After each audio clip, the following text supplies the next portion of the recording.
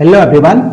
आज के इस वीडियो में हम लोग क्लास 9th का स्टैट्स स्टार्ट करने जा रहे हैं और एज पर द सिलेबस अपने को ये 3 चीजें ही पढ़नी है। बार ग्राफ्स पहला है, दूसरा अपना हिस्टोग्राम्स है और तीसरा अपना फ्रीक्वेंसी पॉलीगन्स है। सबसे पहले आज इस वीडियो में हम लोग डिस्कस करेंगे बार ग्राफ से रिलेटेड कंसेप्ट और इससे रिलेटेड कुछ क्वेश्चंस भी डिस्कस करने वाला हूँ। अगर आप मेरे चैनल पे न्यू हो, सब्सक्राइब नहीं किया तो प्लीज चैनल को सब्सक्राइब कीजिएगा। Let's start the discussion. सबसे पहले चीज देखिए क्या है कि अपने पास जो भी डेटा है, चाहे वो किसी क्लास के स्टूडेंट्स का मार्क्स हो या फिर किसी कंपनी का प्रॉफिट लॉस हो या किसी क्रिकेट मैच का कोई डेटा हो या फिर 10 डिफरेंट सिटीज का टेम्परेचर का डेटा हो, इस सबको हमको क्या करना है basically my job is to represent it graphically मुझे रिप्रेजेंट करना है। और मेरे पास टूल्स क्या क्या हैं? Bar graphs, histograms and frequency polygon. सबसे पहला आज जो हम लोग डिस्कस करेंगे वो है बार ग्राफ्स। देखिए बार ग्राफ्स में 4 चीजें हैं जो आपको बहुत बाकायदे समझने की जरूरत है। पहली चीज क्या है कि बार ग्राफ का यूज क्यों करते हैं हम लोग? पिक्टोरियल रिप्रेजेंटेशन के लिए, डेटा का ग्राफिकल रिप्रेजेंटेशन के लिए। बार का मतलब क्या है मेरा? रेक्टेंगल से है। बार ग्राफ्स में हम लोग क्या करते हैं? रेक्टेंगल्स ड्रॉ करते हैं और जो भी रेक्टेंगल्स अपन ड्रॉ करेंगे उसमें हम ये इंश्योर करेंगे कि रेक्टेंगल्स का जो विड्थ है वो सेम है। जैसे अभी देखो, सपोज ये एक रेक्टेंगल बनाया, दूसरा एक और एक रेक्टेंगल बनाया, तो मुझे ये इंश्योर करना पड़ेगा कि इसका जो विड्थ है और इसका जो विड्थ है वो क्या है? सेम है। फिर दूसरा टर्म एंड कंडीशन क्या है कि इन रेक्टेंगल्स के बीच का जो स्पेसिंग है वो हर जगह पे सेम होना चाहिए, ये भी मुझे इंश्योर करना है।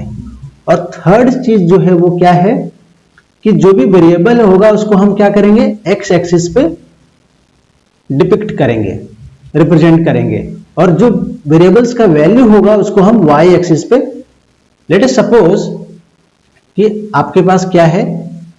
सिटीज, 10 सिटीज हैं, ठीक है। लेट अस सपोज कि कोई एक सिटीज ले लो, डी दिल्ली, ठीक है, दूसरा ले लो मुंबई, ठीक है, थर्ड ले लो बेंगलुरु, ठीक है।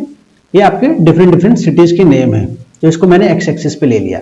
अब इसके अलग अलग टेम्परेचर्स हैं, तो इसको मैं किस पे लेने वाला हूं? ये मेरा वेरिएबल हो गया और ये मेरा वैल्यू ऑफ द वेरिएबल हो गया, तो इसको मैं वाई एक्सिस पे लेने वाला हूं।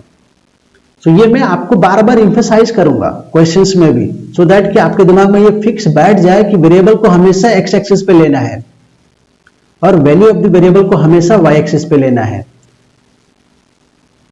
क्यों ऐसा? क्योंकि vertical bar graphs generally prefer किया जाता है, हॉरिजॉन्टल बार ग्राफ्स हम लोग प्रेफर नहीं करते हैं। जो भी मैं डायग्राम्स आपको दिखाऊंगा, जो भी मैं बार ग्राफ्स बनाऊंगा, वो सारे के सारे वर्टिकल्स होंगे, ठीक है। प्रेफरेंस उसको ही दिया जाता है क्योंकि देखने में भी अच्छा लगता है और वहां से फिर डेटा एक्सट्रैक्ट करना भी हमारे लिए इजी हो जाता है, ठीक है। और एक लास्ट चीज है, वो क्या है कि जो भी रेक्टेंगल्स का हाइट है, जैसे अभी देखो एक रेक्टेंगल ये बनाया मैं, इसकी हाइट कुछ और है, दूसरा मैं इसको बनाता हूं, ठीक है, इसकी हाइट कुछ और है। ये डिसाइड कौन करेगा? ये डिसाइड करेगा कि जो आपका वेरिएबल्स है उसका वैल्यू क्या है। टेम्परेचर किसी का ज्यादा है तो उसका रेक्टेंगल्स का हाइट ज्यादा होगा, टेम्परेचर किसी का कम है तो उसका रेक्टेंगल्स का हाइट छोटा होगा। तो ये 5 चीजें मोटी मोटी है जो हमको ध्यान रखना है। देखो 2 तरह का क्वेश्चंस है आपको बार ग्राफ्स में सॉल्व करने के लिए। पहला, बार ग्राफ दिया रहेगा और फिर आपको क्वेश्चंस सॉल्व करना है, ठीक है। और दूसरा टाइप क्या है? दूसरा टाइप है कि आपको डेटा दिया हुआ रहेगा और फिर उसका बार ग्राफ बनाना है। ये वाला थोड़ा कंपैरेटिव इजी है, जिसमें बार ग्राफ बना रहेगा और इंफॉर्मेशन आपको एक्सट्रैक्ट करके उसका आंसर देना है क्वेश्चंस का। कंपैरेटिव इजी है और बार ग्राफ बनाना भी टफ नहीं है, एकदम आसान है। हम थोड़ी देर में इसको भी सीखने वाले हैं। स्टार्ट करते हैं क्वेश्चन नंबर 1 से। देखिए क्या कह रहा है क्वेश्चन में। क्वेश्चन में कह रहा है कि क्या कीजिए? रीड कीजिए बार ग्राफ को और आंसर कीजिए फॉलोइंग क्वेश्चंस को। कितने क्वेश्चंस है? 1, 2, 3 and 4। There are 4 questions. Data किस चीज का है जी? डेटा दिया हुआ है कि क्लास 12th का मैथ्स का बुक सेल कर रहा है, कोई एक सेलर है, okay, he is selling class 12th maths book, और ये 5 डिफरेंट मंथ में, अप्रैल में, मई में, जून, जुलाई, अगस्त में इनके पास इतने नंबर ऑफ कॉपीज सोल्ड हुए हैं। मान लो कि अप्रैल में कितना सेल किया, 900 बुक्स, मई में 800, जून में 500, जुलाई में 350 और अगस्त में 300 कॉपीज सेल किया सेलर ने। ये डेटा दिया हुआ है। अब ये डेटा टेबल के फॉर्म में देखा तो इतना अट्रैक्टिव नहीं लगेगा, लेकिन ग्राफिकली रिप्रेजेंट किया तो इट इज लुकिंग बेटर, अच्छा लग रहा है देखने में। अब मुझे यहाँ पे क्या करना है, यहाँ पे इंफॉर्मेशन एक्सट्रैक्ट करके ये जो क्वेश्चन है उसका आंसर देना है। यहाँ पे एक चीज और नोटिस करो, जो चीज मैं आपको बताया, पहला मैं आपको क्या बताया कि रेक्टेंगल्स का विड्थ सेम रहेगा। देखो इस रेक्टेंगल का विड्थ जितना है उतना ही इसका भी है, उतना ही इसका है, उतना ही इसका है और इसका भी उतना ही है। ठीक है। फिर दूसरा क्या बताया मैं कि रेक्टेंगल्स के बीच का स्पेसिंग, यहां पे जितना स्पेस है उतना ही स्पेस यहां पे भी रखा गया है, उतना ही स्पेस यहां पे भी और उतना ही स्पेस यहां पे भी रखना है। रेक्टेंगल्स के बीच का स्पेसिंग भी सेम होना चाहिए। ये बार ग्राफ में टर्म एंड कंडीशन है। उसके बाद थर्ड चीज मैंने क्या डिस्कस किया कि वेरिएबल को हमेशा एक्स एक्सिस पे लेंगे। देखो ये वेरिएबल है, मंथ्स का जो नेम है उसको वेरिएबल माना है, उसको एक्स एक्सिस पे लिया है, लेकिन जो वेरिएबल का वैल्यू है उसको वाई एक्सिस पे लेना है। देखो अप्रैल में कितना बुक सेल हुआ, ये सब मैं किस पे ले रहा हूं, वाई पे ले रहा हूं। मई में, जून, जुलाई, अगस्त में जितने भी बुक सेल हुए, नंबर ऑफ बुक्स को मैंने क्या किया, वाई एक्सिस पे लिया है। So this is my variable and this is my value of the variable. समझाने के लिए ये लिख रहा हूं सो दैट कि आपके दिमाग में ये चीजें बैठे। ठीक है। अब हमको क्वेश्चंस का जवाब देना है। क्या क्या क्वेश्चन पूछा जा रहा है। सबसे पहला क्वेश्चन आपको पूछा जा रहा है, देखो क्या है कि what is the information given by the graph. इस ग्राफ में क्या इंफॉर्मेशन आपको दिया हुआ है, क्या इंफॉर्मेशन दिया है इस ग्राफ में। इस ग्राफ में बेसिकली इंफॉर्मेशन दिया है क्या, sale of maths book. Math book का सेल हो रहा है for class 12th, for class 12th, okay, by a seller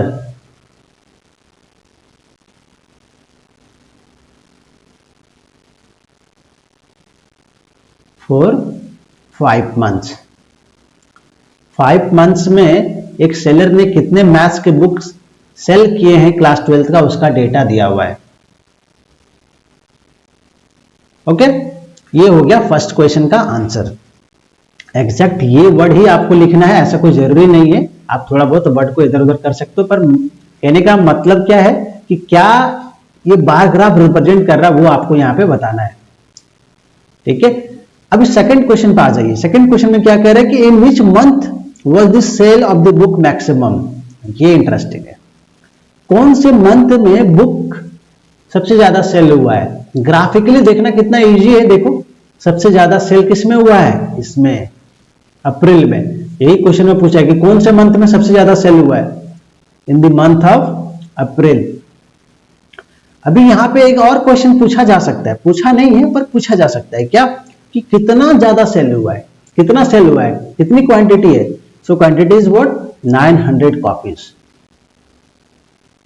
900 copies sold हुई हैं। ठीक है। थर्ड क्वेश्चन पे आते हैं। In which month was the sale of the book minimum. कौन से मंथ में सबसे कम बुक सेल हुआ। देखो अगस्त में, और कितना हुआ है सेल, 300। सो यहां पे क्या हो जाएगा, अगस्त में सबसे कम सेल हुआ है। ओके, और कितना सेल हुआ है, ओनली 300 कॉपीज। पूछा नहीं है कि कितना हुआ है, लेकिन मैं आपको ये बता दे रहा हूं, अगर पूछा जाए तो आपको क्वांटिटी भी मेंशन करना है। ओके, 3 क्वेश्चन हो गए। 4th क्वेश्चन क्या कह रहा है कि what is the total sale of the book during this 5 month. ये 5 महीने में कितने बुक्स बिके हैं, सेलर ने कितना बुक सेल किया है, ये आपको क्या करना है, बताना है। बता सकते हो आप, बता सकते हैं जी। क्या करेंगे, 900 plus 800 plus 500 plus 350 plus 300। So let us total it 900, फिर 800 सेल किया, फिर कितना है 500, हाँ 500 है, फिर 350 है और फिर 300 है। ये 5 महीने में इतना सेल किया है। अप्रैल, मई, जून, जुलाई, अगस्त। अब क्या करना है, टोटल करना है इसको, बताओ। 900 plus 800 1700, 1700 plus 300 2000, 2500 and 2850। So 2850 copies, 2850 कॉपियां बेच चुका है ना। मतलब मैथ्स की इतनी कॉपीज सेल हो चुकी है, 2850। So this is my answer, ये मेरा आंसर है। क्या ये टफ था क्वेश्चंस? टफ नहीं है, लेकिन इस तरह का क्वेश्चन आएगा तो वेटेज थोड़ा कम रहेगा, 2 मार्क्स में रहेगा, है ना, क्योंकि थोड़ा सा इजी है। Okay, let us jump to the question number 2। Question number 2 भी जो है ये भी मेरा उसी टाइप का है, टाइप 1 का ही क्वेश्चन है ये भी। इसमें भी क्या करना है, बार ग्राफ को रीड करना है और फिर क्वेश्चंस को आंसर करना है। इस बार ग्राफ में क्या दिया हुआ है देखो, यहां पे आपको मेंशन कर दिया है, bar graph of the tickets of different state lotteries sold by an agent on a day. मतलब ये डेटा क्या दिया हुआ है, ये बार ग्राफ किसका दिया हुआ है, एक एजेंट है जो कि डिफरेंट स्टेट की लॉटरी सेल करता है, तो वो एक दिन में कितना सेल करता है वो उसका डेटा दिया हुआ है ग्राफिकली बार ग्राफ से। यहां पे देखो, वेरिएबल को किस पे लिया, एक्स एक्सिस पे लिया, वैल्यू ऑफ द वेरिएबल को किस पे लिया, वाई एक्सिस पे लिया। मतलब जो नेम ऑफ द स्टेट्स है उसको एक्स एक्सिस पे लिया और फिर जो टिकट सेल हुए हैं उसको वाई एक्सिस पे लिया। ठीक है, अभी देखो दिल्ली के लिए कितने टिकट सेल हुए हैं, यहां पे देखो, यहां पे मार्क, यहां पे नंबर किया हुआ नहीं है, बताया हुआ नहीं है, गिवन नहीं है देखो, लेकिन आपको यहां पता करना है। 0 है, ये 10 है, तो ये कितना हो जाएगा, इट इज 20। ये 30 है तो ये कितना हो जाएगा 40, ये 50, ये 60, ये 70, ये 80, ये 90 और ये 100। तो जहां मिसिंग वहां पे आप लिख लो। ठीक है, तो दिल्ली में कितना टिकट सेल हुआ है, 80। पंजाब में कितना सेल हुआ है, पंजाब का कितना टिकट सेल किया एजेंट ने, दैट इज 50। और हरियाणा का कितना टिकट सेल किया, 100। राजस्थान का कितना सेल किया, दैट इज 20। और असम का कितना टिकट सेल किया, दैट इज 40। ये इसलिए लिख रहा हूं ना क्योंकि इसी से रिलेटेड क्वेश्चंस है। देखो आ जाओ, question number 1, what is the information given by the bar graph. Bar graph क्या इंफॉर्मेशन दिया है, क्या बता रहा है, क्या चीज का इंफॉर्मेशन दिया है बार ग्राफ में, क्या दिया हुआ है, बता सकते हो आप? हाँ बता सकते हैं जी, क्या दिया हुआ basically, sale of different state lotteries. Okay, sale of lotteries, sale of lottery tickets. Okay, sale of lottery tickets of different state, और ये सेल कौन कर रहा है, एक एजेंट सेल कर रहा है, different state by an agent. और ये एक दिन का डेटा है, by an agent on a day. तो ये आपको लिखना है कि एक दिन में एक एजेंट कितना डिफरेंट स्टेट का लॉटरी टिकट सेल करता है, उसका डेटा अपने को गिवन है। ये हो गया फर्स्ट। सेकंड क्या कह रहा है, और थर्ड क्या कह रहा है, और फोर्थ क्या कह रहा है, उसको भी हम लोग यहां देखते हैं। सेकंड क्या कह रहा है कि how many tickets of Assam state lottery were sold by the agent. देखो ये आसाम का कितना टिकट सेल किया एजेंट ने, इट इज 40। आसाम का 40 टिकट सेल किया। Of which state were the maximum number of ticket sold, कौन सा स्टेट का सबसे ज्यादा टिकट बिका है, this is Haryana, right. Haryana का सबसे ज्यादा टिकट सेल हुआ है। अभी अगर क्वांटिटी भी पूछ लेगा तो आप क्या बता दोगे, 100 है। ओके, फिर क्या पूछा है, of which state were the minimum number of ticket sold, सबसे कम टिकट कौन सा स्टेट का सेल हुआ है, देखिए यहां पे, दिस इज 80, 50, 100, 20, 40, ये वाला, राइट, राजस्थान। राजस्थान का सबसे कम सेल हुआ है, सो इट इज राजस्थान। अगर क्वांटिटी पूछ ले तो दैट इज 20, दैट इज 20।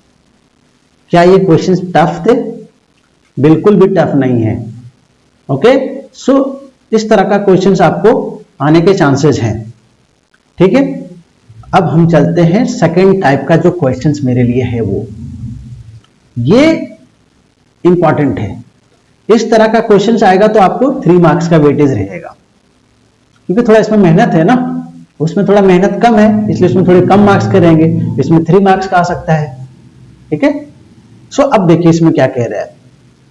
कह रहा है कि एक स्कूल में क्लास 9th के 5 सेक्शंस हैं, ABCDE। ठीक है, और उन 5 सेक्शंस में अलग अलग बच्चे हैं। इसमें 40 स्टूडेंट्स हैं, इसमें 48 हैं, इसमें 52 बच्चे हैं, इसमें 45 बच्चे हैं और इसमें 30 बच्चे हैं। 5 सेक्शंस में नंबर ऑफ स्टूडेंट्स अलग अलग हैं। क्या करना है, कंस्ट्रक्ट करना है क्या, बार ग्राफ। इस डेटा को रिप्रेजेंट करने के लिए मुझे क्या बनाना है, बार ग्राफ। इसमें थोड़ी मेहनत लगेगी। अब मुझे यहां पे बताओ, यहां पे मैं लिख रखा हूं क्या, इसमें वेरिएबल क्या है, इन दोनों में से, इन दोनों में से वेरिएबल क्या है। जो भी वेरिएबल होगा उसको हम अलोंग द एक्स एक्सिस लेंगे और जो वैल्यू ऑफ द वेरिएबल होगा उसको हम अलोंग द वाई एक्सिस लेंगे। ये मेरा कंसेप्ट है बार ग्राफ में। तो वेरिएबल क्या है यहां पे, नेम ऑफ द सेक्शंस या फिर 5 sections of class 9th, 5 sections of class 9। Class 9 का ये जो सेक्शन है ABCDE, इसको हम लेंगे एक्स एक्सिस पे। और वैल्यू क्या है, number of students. Variable value of the variable क्या है, number of students, number of students in each section. हर एक सेक्शन में कितने बच्चे हैं, इसको हम लेंगे किस पे, वाई एक्सिस पे।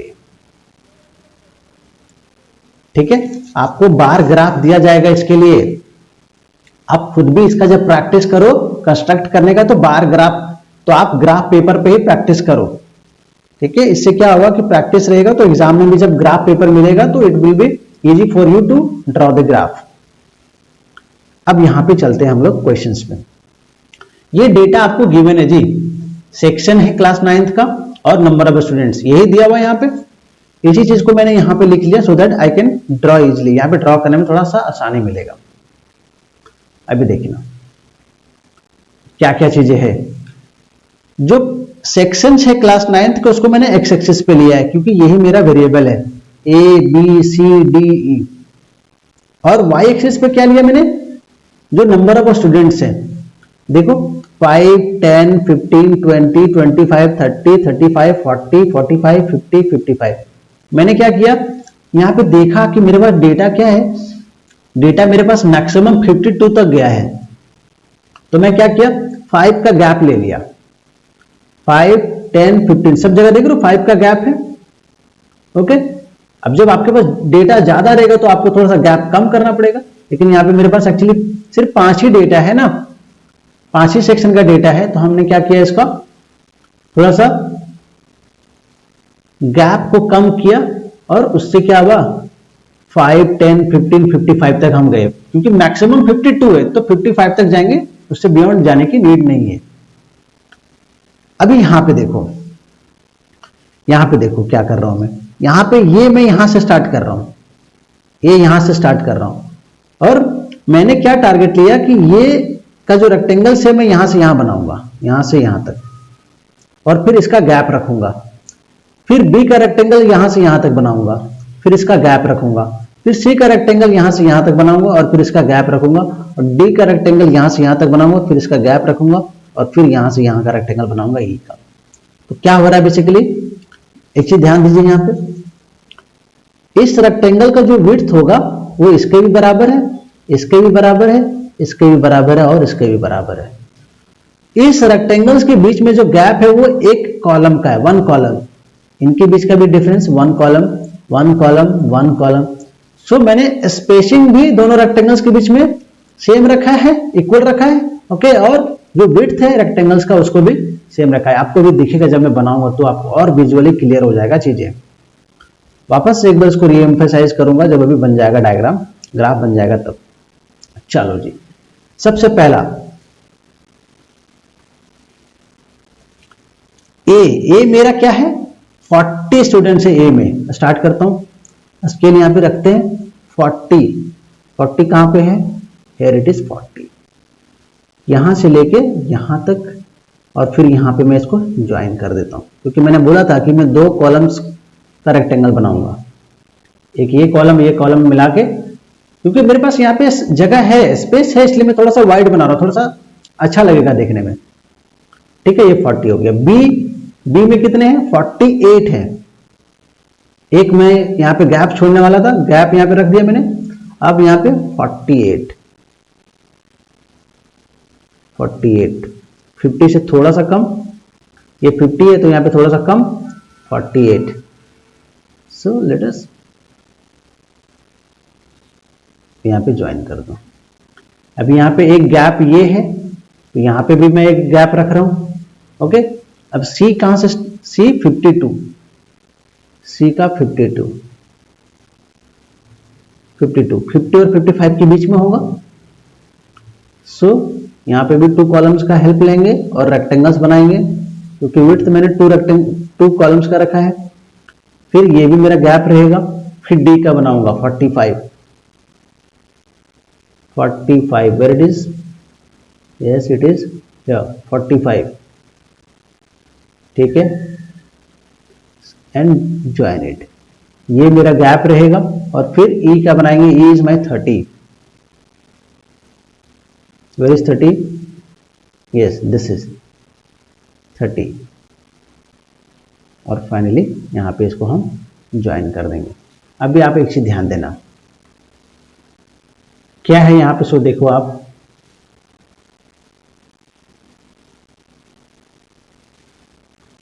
इनका विड्थ चेक करो, इसका विड्थ चेक करो, इसका विड्थ चेक करो, इसका विड्थ चेक करो और इसका विड्थ चेक करो। देखो जितने भी रेक्टेंगल्स बनाए सारे के विड्थ सेम है कि नहीं? इसका भी 2 है, इसका भी 2 यूनिट है, इसका भी 2 यूनिट है, इसका भी 2 यूनिट है, इसका भी 2 यूनिट है। अगर सेंटीमीटर में बोलोगे तो 2 सेंटीमीटर विड्थ इसका भी है, इसका भी है 2, इसका भी विड्थ 2 सेंटीमीटर, इसका भी 2 सेंटीमीटर और इसका भी 2 सेंटीमीटर विड्थ है। ठीक है, दोनों रेक्टेंगल्स के बीच में 1 सेंटीमीटर का गैप रखा है, यहां पे भी 1 सेंटीमीटर का गैप रखा है, यहां पे भी 1 सेंटीमीटर का गैप रखा है और इन दोनों के बीच में भी 1 सेंटीमीटर का गैप। सो गैप भी मैंने इक्वल रखा है और विड्थ भी मैंने सेम रखा है। मतलब अब जो मेरा बार ग्राफ बना है वो करेक्ट है, कोई भी प्रॉब्लम नहीं है। अब एक चीज और यहां पे मैं करने वाला हूं, वो क्या है देखो आप, थोड़ा सा और इसको अट्रैक्टिव बनाते हैं। क्या करेंगे, इसका जो वैल्यू है इसके ऊपर लिख देंगे ताकि चेक करने में टीचर को थोड़ा सा इजी पड़ेगा। ए पे कितना है? 40। सेक्शन बी में कितने बच्चे? That is 48। सेक्शन सी में कितने बच्चे? That is 52। सेक्शन डी में कितने बच्चे? That is 45। और सेक्शन ई में कितने बच्चे? That is 30। ये हो गया आपका एक्स एक्सिस, ये हो गया वाई एक्सिस। अब यहां पे एक चीज बताओ, यहां पे स्केल मैंने क्या यूज किया है? स्केल भी बताना पड़ेगा। तो एक्स एक्सिस पे नहीं बताना है यहां पे, क्योंकि यहां पे तो नाम है ना A B C D E, यहां पे बताना है। यहां पे देखो एक यूनिट यहां पे 0 है, राइट? यहां पे 0 है, 0 से स्टार्ट किया और यहां तक गया तो एक यूनिट में कितना का है? 5 स्टूडेंट्स है। सो 1 unit is basically representing 5 students. यहां पे लिख दो 1 यूनिट इज रिप्रेजेंटिंग 5 स्टूडेंट्स। क्योंकि यहां से यहां पे देखो एक यूनिट का फर्क है, लेकिन नंबर कितने? 5 का फर्क आ रहा है, 5 स्टूडेंट्स का फर्क आ रहा है। सो 1 यूनिट इज रिप्रेजेंटिंग 5 स्टूडेंट्स, है ना? सो ये मेरा स्केल। अब ये मेरा बार ग्राफ कंप्लीट हो गया। अब मुझे फुल मार्क्स मिलेगा इसमें। ठीक है, सो आपको ये ध्यान रखना है। यहां तक क्लियर? अगर कोई डाउट हुआ है, कोई कंफ्यूजन है, कोई प्रॉब्लम है तो मुझे कमेंट में बताइए। मैं आप सभी का कमेंट रीड करता हूं और इंडिविजुअली रिप्लाई भी करता हूं। सो वीडियो पसंद आए तो प्लीज वीडियो को लाइक कीजिएगा और अपने फ्रेंड्स के साथ शेयर कीजिएगा। चैनल को सब्सक्राइब नहीं किया है तो प्लीज चैनल को सब्सक्राइब कीजिएगा। Thank you so much, have a good day.